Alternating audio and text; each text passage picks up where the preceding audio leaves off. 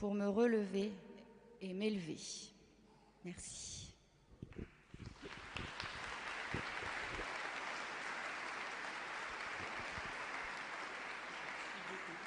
Super.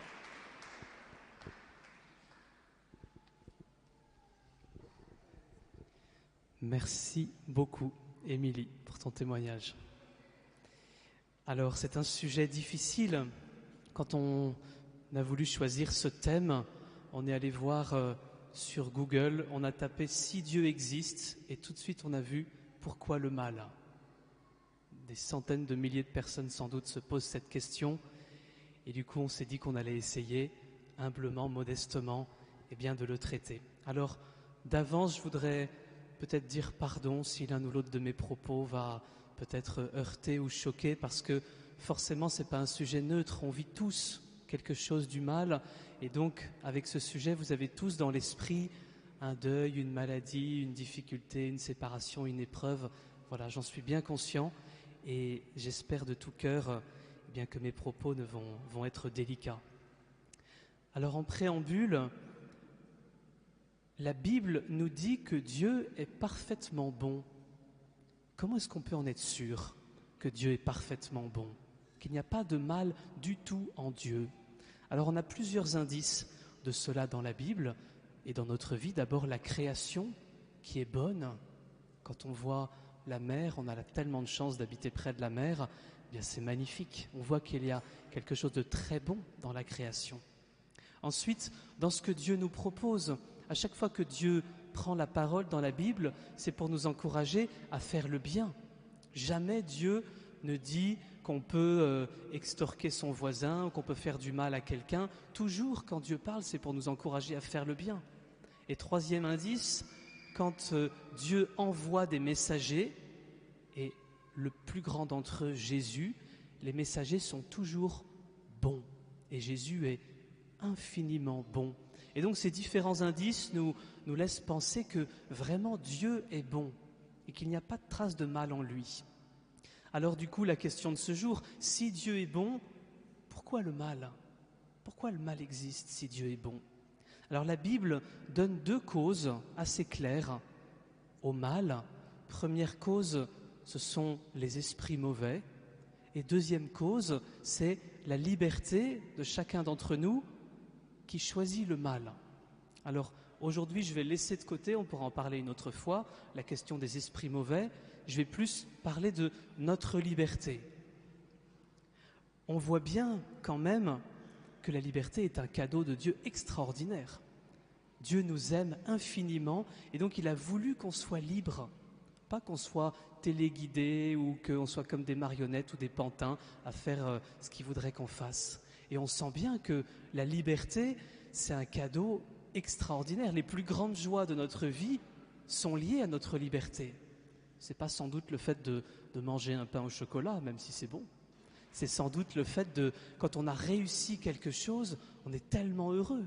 Quand on a réussi avec un enfant, quand on a réussi dans son travail, voilà, quand notre liberté a été mise en place, a été exercée pour le bien, on est tellement heureux, tellement épanoui. Et donc c'est un cadeau extraordinaire que Dieu nous a fait. Mais Dieu a effectivement pris un risque en nous laissant la liberté, le risque qu'on puisse l'utiliser pour le mal. Voilà.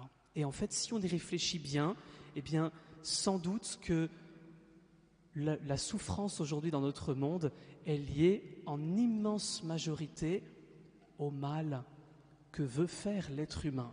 Je me souviens d'un ami avec qui je partageais, on était dans son camion et puis on allait ramasser des champignons. Et puis lui, il me dit qu'il n'est pas croyant ou pas trop, il ne sait pas trop. Voilà. Et puis en allant jusqu'à la forêt, il me dit « Mais quand même Bertrand, toi t'es prêtre, t'es chrétien, c'était au moment de la guerre en Syrie. » Il me dit « Avec tout ce qu'on voit, moi je regarde BFM TV une partie de la journée, c'est horrible, s'il y a tout ça, Dieu ne peut pas exister, c'est pas possible. » Et je lui ai dit « Mais en fait, qui met un fusil entre les mains des personnes? Qui ensuite tire, appuie sur la gâchette ?» Il me dit « Ah oui, je vois ce que tu veux dire. » Voilà, Dieu nous a fait ce cadeau de la liberté extraordinaire. Il veut qu'on l'utilise pour le bien, mais de fait, et moi le premier, on ne l'utilise pas toujours pour le bien. Et donc le mal est aussi, et je crois en grande partie, la cause de ce que nous, on peut faire, et tous ensemble, toute l'humanité. Alors, ça ne résume pas tout, parce que qu'est-ce qu'il en est de la souffrance de l'innocent, de la souffrance de celui qui est malade? On vient d'entendre le témoignage d'une maladie. Voilà, ça ce n'est pas quelqu'un qui l'a causé. Alors Jésus est très clair là-dessus quand il en parle. Il dit, celui qui est malade, ce n'est pas de sa faute. Il n'a rien fait de mal.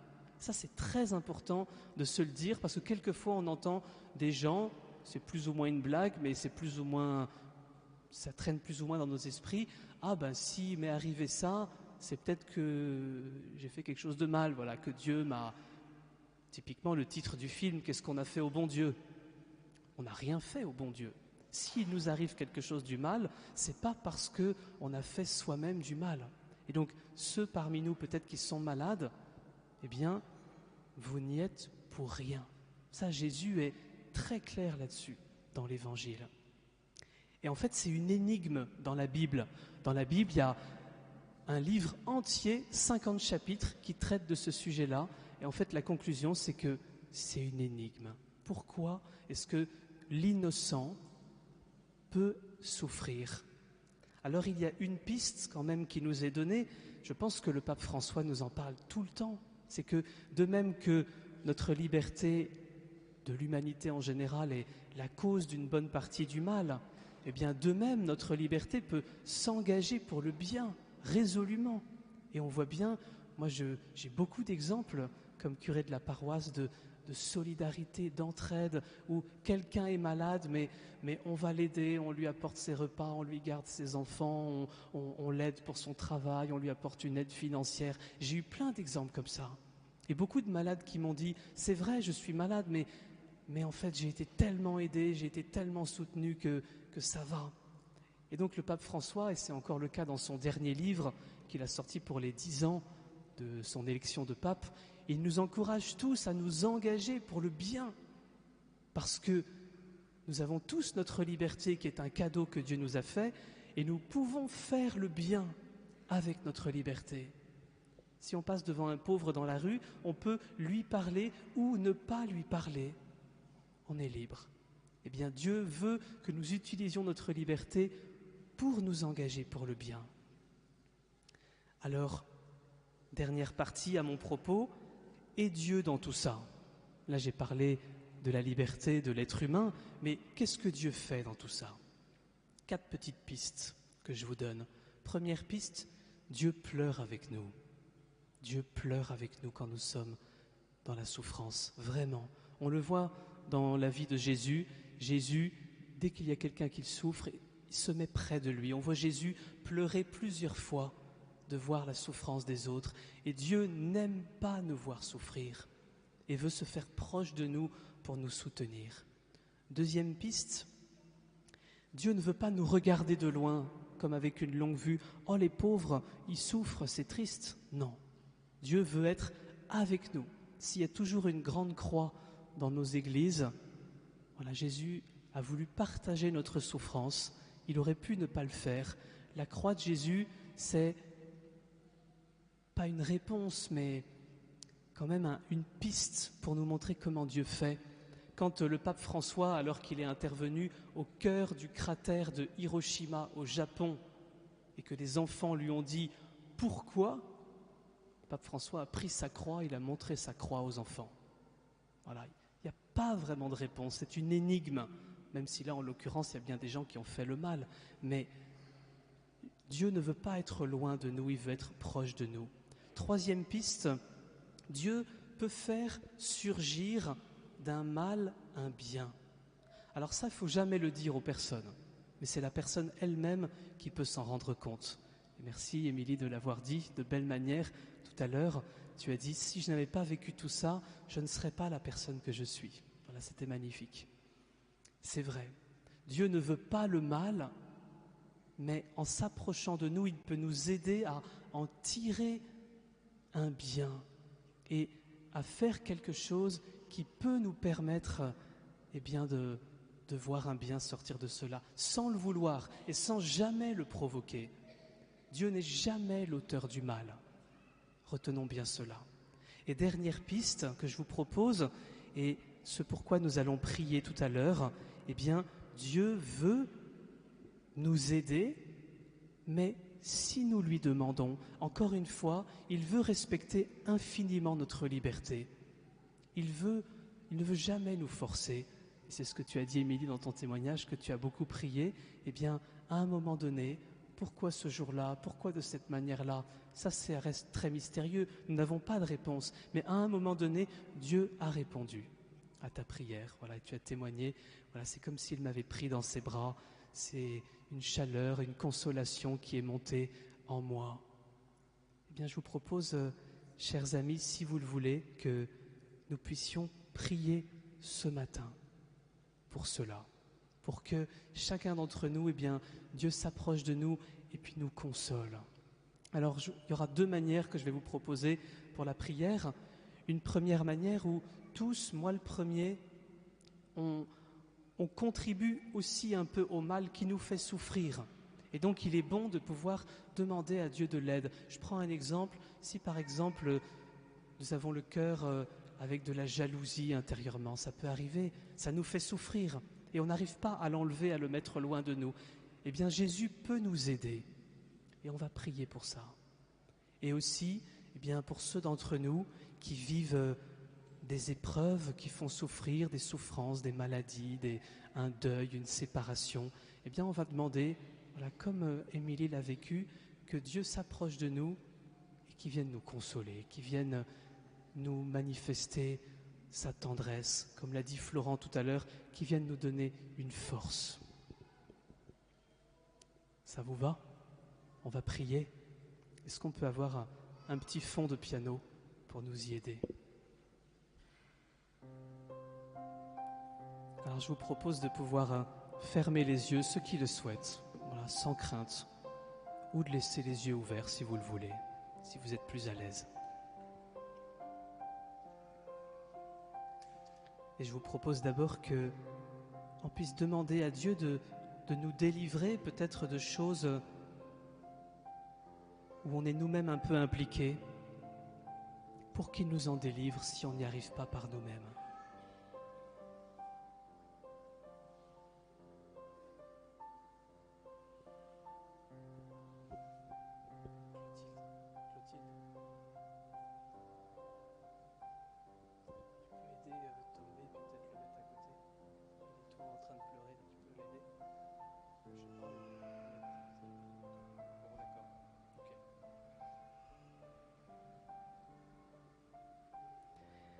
Je vous propose cette prière.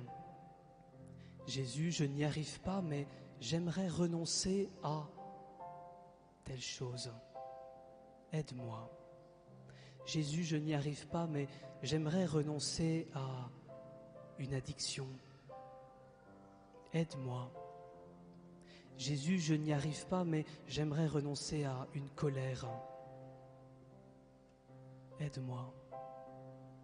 Jésus, je n'y arrive pas, mais j'aimerais renoncer à une rancune. Aide-moi. Jésus, je n'y arrive pas, mais j'aimerais renoncer à une tristesse. Aide-moi. Jésus, je n'y arrive pas, mais j'aimerais renoncer à une jalousie. Aide-moi. Voilà, prenons un petit temps de silence et puis présentons à Dieu quelque chose où nous-mêmes on est impliqués dedans et puis demandons à Jésus, mais délivre-moi, Jésus, sauve-moi de cela.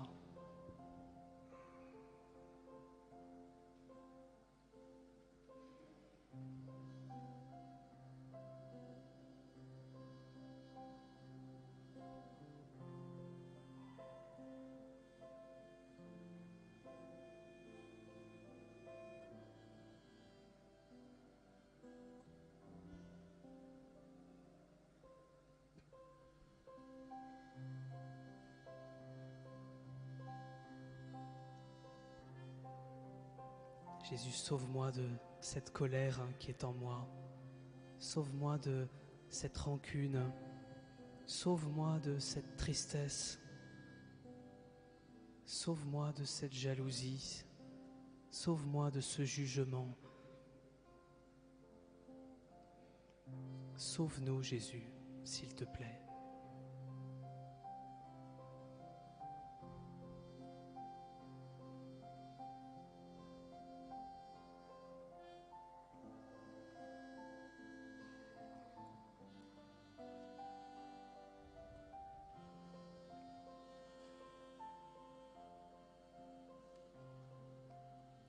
Et puis je vous propose cette deuxième prière pour confier une épreuve qui nous fait souffrir, dont nous ne sommes pas responsables, qui n'a rien à voir avec nous.